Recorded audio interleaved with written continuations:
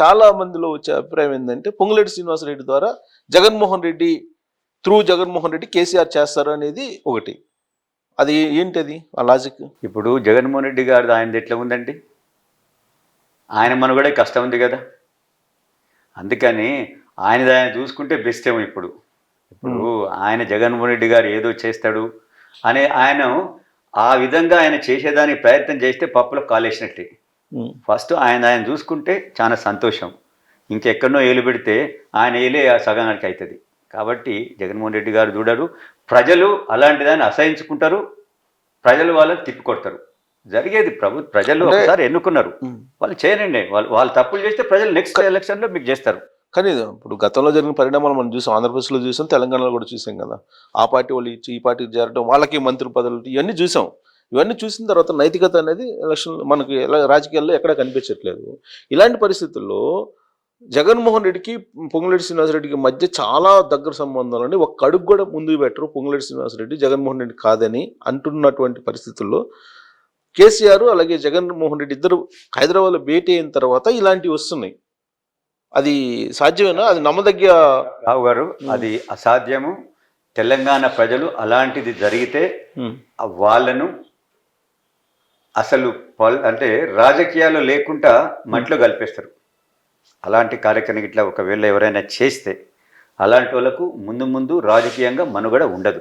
ఎందుకంటే అలాంటి కాదు. మీకున్న అవగాహన ప్రకారం అసలు ఆ ఛాన్స్ ఉందా? పొంగులేటి శ్రీనివాసరెడ్డి జగన్మోహన్ రెడ్డి కలిసి ఇక్కడ కేసీఆర్ కి సపోర్ట్ చేసి ప్రభుత్వాన్ని ఏర్పాటు చేసే పరిస్థితి ఉంటుందా? పొంగులేటి శ్రీనివాసరెడ్డి గారు జగన్మోహన్ రెడ్డి గారి యొక్క పార్టీతోటే ఫస్ట్ టైం గెలవచ్చు.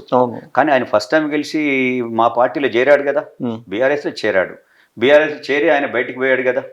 పోయినాక ఆయన ఇప్పుడు ఏదైతే తప్పు ఆయన గెలిచిన పార్టీలో నుంచి వచ్చింది తప్పు జరిగిందని చెప్పి గ్రహించలేదా ఇంకా ఆయన?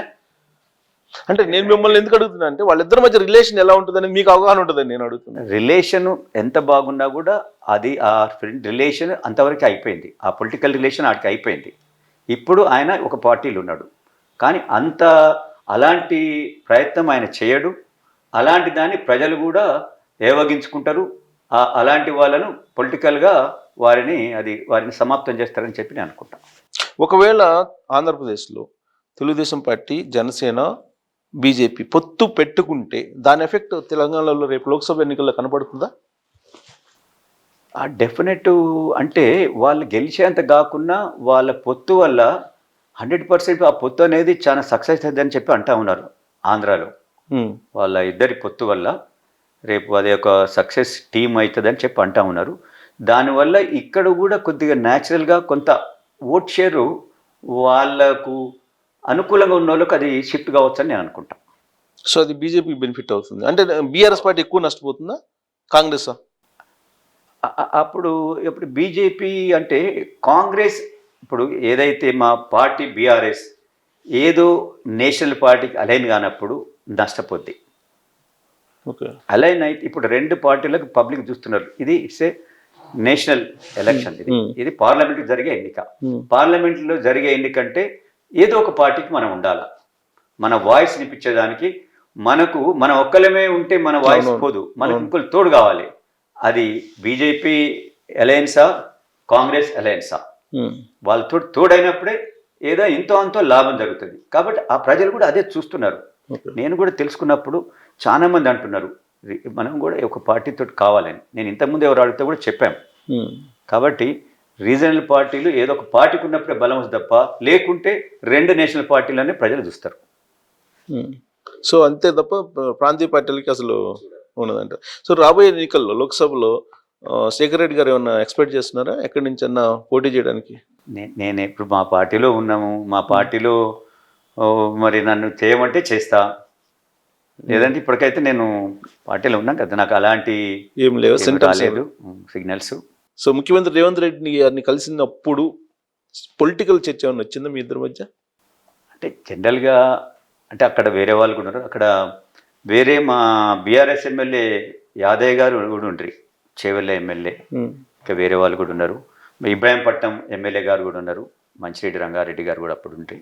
న్యాచురల్గా అంటారు కదా, చంద్రశేఖర్ రెడ్డి నువ్వు కాంగ్రెస్లో అన్ని రోజులు పనిచేసినావు, తెలంగాణ కోసం పనిచేసి తెలంగాణలో మొట్టమొదటి ఫ్యాక్టరీ అవుట్లెట్ ముకుందా జ్యువెలర్స్ మన కొత్తపేటలో ఫిబ్రవరి 14న గొప్ప శుభారంభం. అందమైన ఈ శుభారంభంలో ఎన్నో విశేషాలు. కొన్నంత బంగారానికి వెండి ఉచితం. VA 2% నుండి 12% మాత్రమే. మేకింగ్ చార్జెస్ లేవు. సిల్వర్ జ్యువెలరీపై 70% exchange value. Mukunda jewellers Kothapet. చేసినావు నీలాంటి వాళ్ళు అంటే నువ్వు వచ్చి తెలంగాణ అభివృద్ధి కోసం నీకు ఉన్న ఆ ఏరియా అవగాహన ఏదైతుందో, నేను ఎక్కువగా స్కూల్ ఎడ్యుకేషన్, అమ్మాయిల ఎడ్యుకేషన్ గురించి నేను పనిచేస్తూ ఉంటాను. నేను రంగారెడ్డి జిల్లాలో, నల్గొండ జిల్లాలో ఆల్మోస్ట్ జిల్లా పరిషత్ హై స్కూల్ అన్నీ నేను టచ్ చేశాను. నేను అంతకుముందు వైఎస్ రాజశేఖర గారు ఉన్నప్పుడు fluoride, Rangareddy and Nalgonda fluoride పీడితులు ఎక్కువ.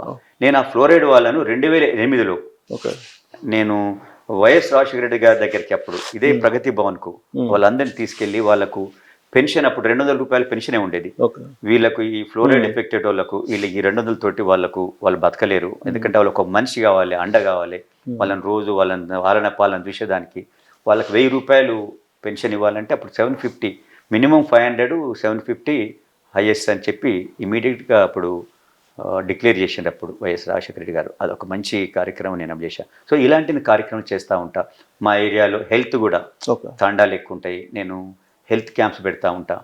మేజర్గా క్యాన్సర్ అనేది లేడీస్కి వస్తూ ఉంటుంది. ఊళ్ళలో తండా వాళ్ళు చూసుకోరు. నేను క్యాన్సర్ స్పెషలిస్ట్ తీసుకెళ్ళి చూస్తాం అంటే ముందటనే దాన్ని డయాగ్నోస్ చేయాలని.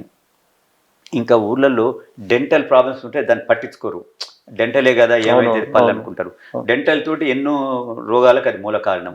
సో అలాంటి అంటే జనరల్గా దేన్నైతే చూడరో దానివల్ల ఎక్కువ నష్టం జరుగుతుంది ప్రజలకని అలాంటి నేను చేస్తా పోతుంటాను. సార్ ఇక్కడ ఒకటి మీకు నల్గొండ జిల్లాతోటి సంబంధాలు ఉన్నాయని అందరికీ తెలుసు, మీ గురించి అందరికీ తెలుసు. అయితే ఇక్కడ ఒక చిన్న పాయింట్ మీరు ఫెయిర్గా చెప్తారు అనుకున్నా. రేవంత్ రెడ్డి గారు మిమ్మల్ని రమ్మని చెప్పారా ఎవరి ద్వారా, లేదా మీరే వెళ్ళారా? ఇప్పుడు ఒక పార్టీకి మా పార్టీ చీఫ్ మినిస్టర్ గాడు ఆయన. మా పార్టీ చీఫ్ మినిస్టర్ అంటే రమ్మనకుండా మేము పోతాం. ఆయన కలిసినా కలవకుండా.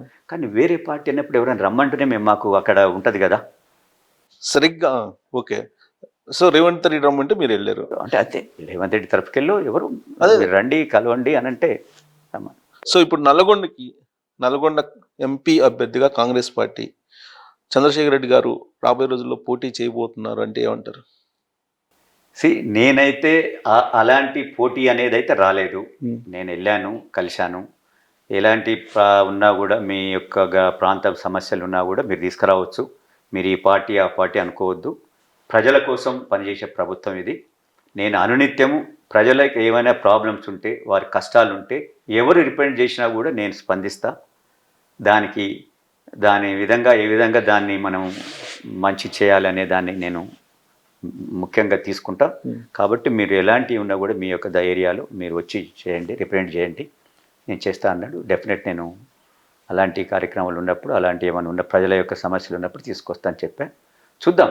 ఒకవేళ మీకు నల్గొండ కాంగ్రెస్ నుంచి పోటీ చేయమని చెప్పి అడిగారు అనుకున్నాం, కాంగ్రెస్ పార్టీ నుంచి చూద్దాం అనుకున్నప్పుడు అప్పుడు అంటే ఏ ఆలోచన లేకుండా ఏ పొలిటీషియన్ కూడా, పైగా ముఖ్యమంత్రి హోదాలో టైం అయితే ఇవ్వరు కదా. ఏదో ఒక ఆలోచన డెఫినెట్గా పొలిటికల్ యాంగిల్ ఉంటుంది. ఇద్దరు పొలిటీషియన్ కలిసినా ఉండొచ్చు. సరే, ముఖ్యమంత్రి గారికి అరే చంద్రశేఖర్ రెడ్డికి పార్టీలో ఉన్నాడు, ఆయనకు ఏది లభించలేదు, సరే మనం అలాంటి అంటే తెలంగాణ కోసము తన ఉద్యమంలో పనిచేసిండు, తెలంగాణ కోసం కాంగ్రెస్లో పనిచేసిండు. వైఎస్ రాజశేఖర రెడ్డి గారు ఉన్నప్పుడు ఆయన తెలంగాణ అంటే ఆయన న్యాచురల్గా ఆయన ఇష్టపడాడు కదా. అలాంటి అప్పుడు కూడా మేము తెలంగాణ అనేది వైఎస్ రాజశేఖర రెడ్డి గారు ఉన్నప్పుడు కూడా మేము తెలంగాణ ఆయన సమైక్య, దాంట్లో డౌటే ఉంది, దాంట్లో ఆర్గ్యుమెంట్ అవసరం. మనం ఆయన తప్పు కూడా పట్టొద్దు. ఆయన తప్పు పట్టొద్దు. ఎందుకు సిడబ్ల్యూసీ మీటింగ్ బయటకు వచ్చాను, నేను అప్పుడు ఢిల్లీలో ఉన్నాను. తప్పు పట్టదు. ఆయన నిజంగా ఆయన ఉన్నప్పుడు నిజంగా తెలంగాణ ప్రజలు కూడా ఆయన ఓకే అనేది. తెలంగాణలో ఉన్న ప్రజలు మాలాంటి వాళ్ళని తెలంగాణ కావాలనేది కానీ. సో ఆ టీంలో చేరబోతున్నారు అయితే చూడాలి. సో ఏంటి అంటే అల్లు అర్జున్ గారు ఆ ఫేమ్ను వాడుకునే ప్రయత్నంలో భాగంగా ఇలాంటి ఆపరేషన్ చేశారనుకోవచ్చా? ఇప్పుడు నేను మా ఊర్లో నేను ఒక చిన్న ఫంక్షన్ హాల్ కట్టాను. దానికి నేను అర్జున్ తీసుకెళ్ళా. మీరు నమ్మరు, అర్జున్ ఆ రోజు తీసుకెళ్తే మాది చిన్న గ్రామం అంటే మాది 600 మంది ఓటర్స్ ఉంటారు మా ఊర్లో అంతే. ఆ రోజు 20,000 నుంచి 25,000 మంది యువకులు వచ్చారు.